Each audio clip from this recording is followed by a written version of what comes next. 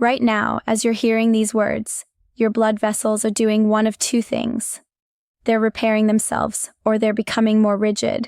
There really isn't a middle ground, and if you've ever been told that your blood pressure is higher than it should be, what I'm about to share today has the potential to truly change the course of your health.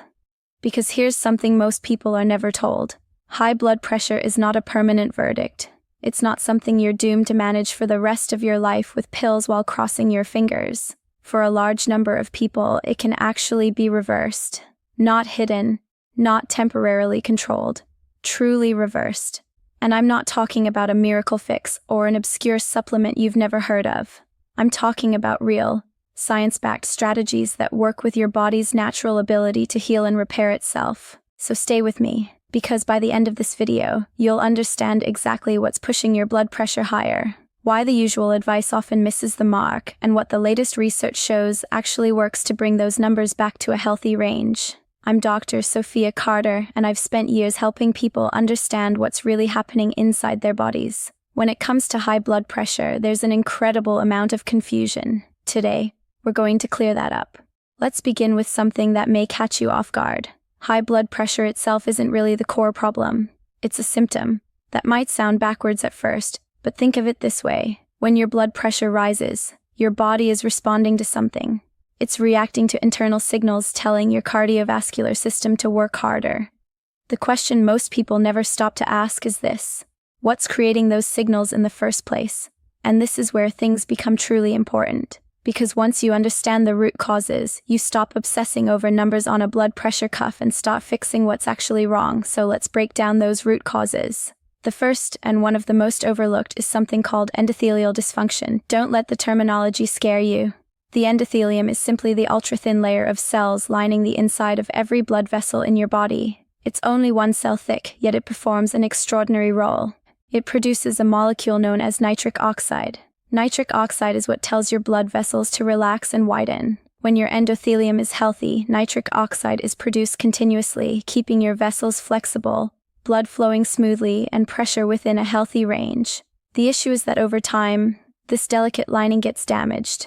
Chronic inflammation, oxidative stress, excess sugar in the bloodstream, and everyday chemical exposures all take a toll. When the endothelium is injured, nitric oxide production declines. Blood vessels stiffen. They lose their ability to relax properly, forcing your heart to pump harder to move blood through narrowed, rigid pathways. That's high blood pressure at its core, so the real objective isn't just pushing numbers down artificially, it's repairing the endothelial lining and restoring your body's natural nitric oxide production. The encouraging news is that the endothelium can heal and regenerate, but only if you give it the right support and remove what's damaging it. The second major driver is chronic inflammation, and this one is massive. You've probably heard the word inflammation before, but many people associate it with a swollen ankle or a cut on the skin. That's acute inflammation, and it's helpful. It's your body's repair response. Chronic inflammation, however, is entirely different. It's low-level, ongoing, and often silent. It occurs throughout the body, including inside your blood vessels. When inflammation becomes chronic, it damages the endothelium, stiffens arteries, promotes plaque buildup, and disrupts the signaling systems that regulate blood pressure. What fuels this chronic inflammation? Several factors, but the biggest contributors include ultra-processed foods, excessive refined sugar, industrial seed oils, ongoing psychological stress, poor sleep, and an imbalanced gut microbiome. Yes, your gut health has a direct impact on your blood pressure, and we'll circle back to that shortly. The third root cause you need to understand is insulin resistance. This affects an astonishing number of people, many without realizing it. When you repeatedly eat foods that spike blood sugar, your body releases increasing amounts of insulin to manage it. Over time, your cells stop responding effectively to insulin. They become resistant. And here's what's rarely discussed. Insulin doesn't only regulate blood sugar. It also signals your kidneys to retain sodium. When sodium is retained, water follows. More fluid in your bloodstream means more pressure against your vessel walls.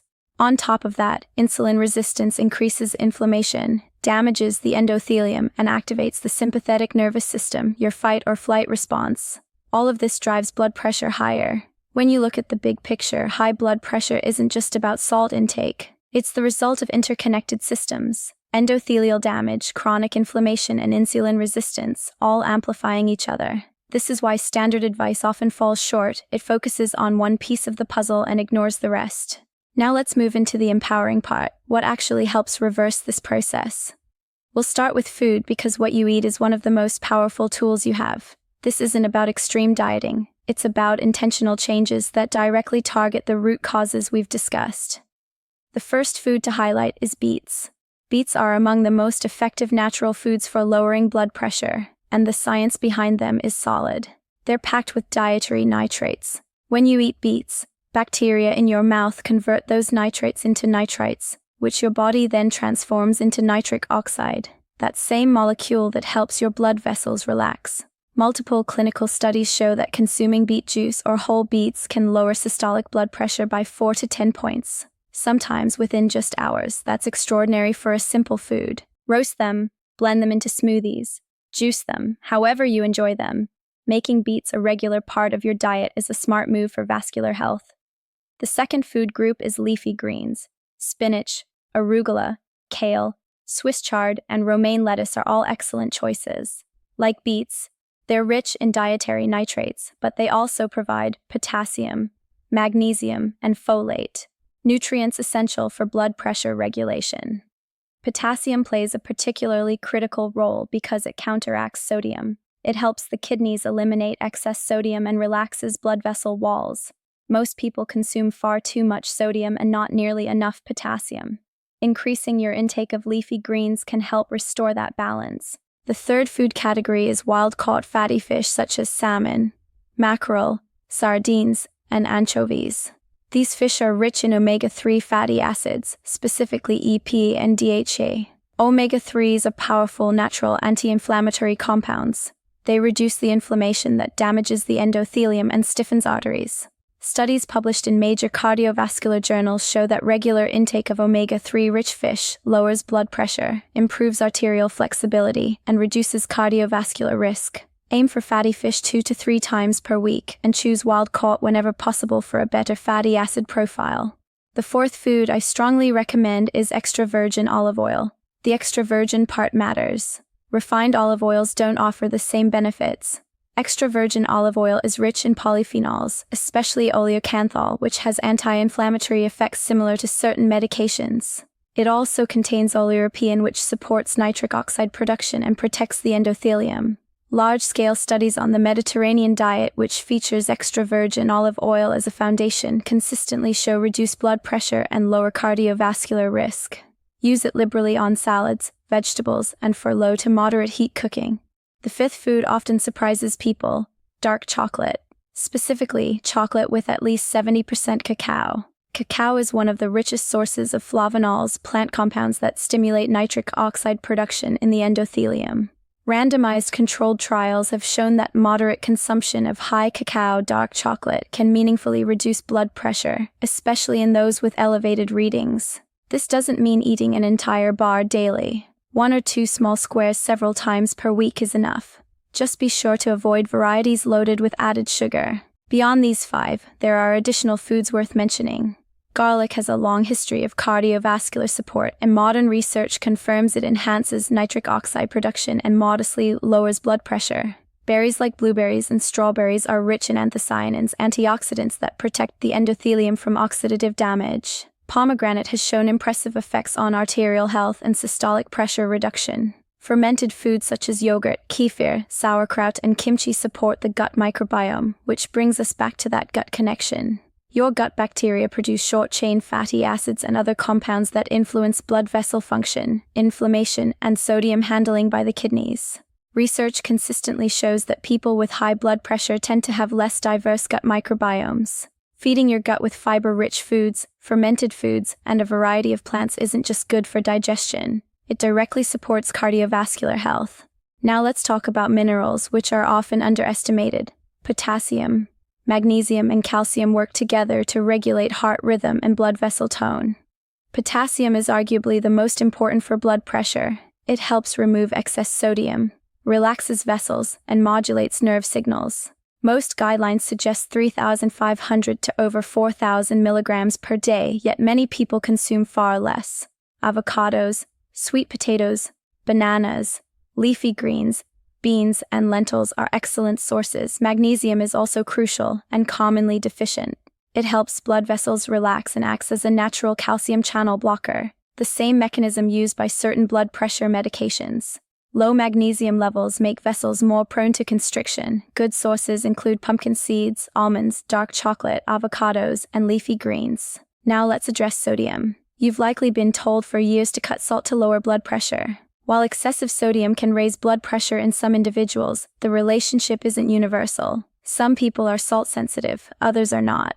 What matters more than total sodium intake is the sodium to potassium ratio. Adequate potassium intake helps your body manage sodium effectively. Instead of fixating on every pinch of salt, focus on increasing potassium-rich foods and reducing processed foods, which are the real source of excess sodium. The salt used in home cooking isn't usually the main issue. Another critical factor often ignored is your nervous system, specifically the balance between the sympathetic and parasympathetic systems. The sympathetic system is your accelerator. It increases heart rate, constricts vessels, and raises blood pressure. The parasympathetic system is your brake. It slows the heart, relaxes vessels, and promotes healing. Modern life keeps most people stuck in sympathetic overdrive due to stress, constant stimulation, poor sleep, and unresolved tension. When this system stays activated, blood pressure remains elevated regardless of diet. Stress management is not optional. It's foundational. Slow, deep breathing is one of the most effective tools available. Longer exhales stimulate the vagus nerve, activating the parasympathetic system and signaling vessels to relax. Studies show that just 10 to 15 minutes per day can significantly lower blood pressure. Sleep is another non-negotiable. During deep sleep, blood pressure naturally drops by 10 to 20%, a process called nocturnal dipping. This is essential for vascular recovery. Poor or fragmented sleep disrupts this process, leading to sustained high blood pressure. Aim for 7 to 9 hours of quality sleep in a cool, dark room with limited screen exposure before bed and a consistent schedule. Movement also matters. You don't need extreme workouts. Consistent, moderate activity is enough. Walking is one of the best exercises for lowering blood pressure.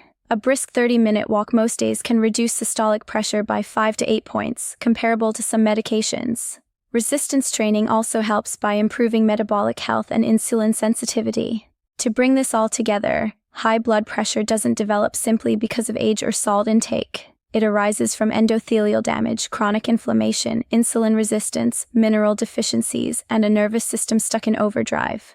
The reason it can be reversed is because each of these factors responds to daily choices. When you nourish your body with nitrate-rich foods, reduce inflammation with omega-3s and polyphenols, correct mineral imbalances, support your gut, manage stress, prioritize sleep, and move consistently, you're not just lowering a number, you're repairing the underlying damage. Blood vessels regain flexibility, nitric oxide production improves, inflammation decreases, insulin sensitivity returns. Your body has an incredible capacity to heal when you remove what harms it and provide what it needs. If this information helped you, share this video with someone you care about who's struggling with high blood pressure.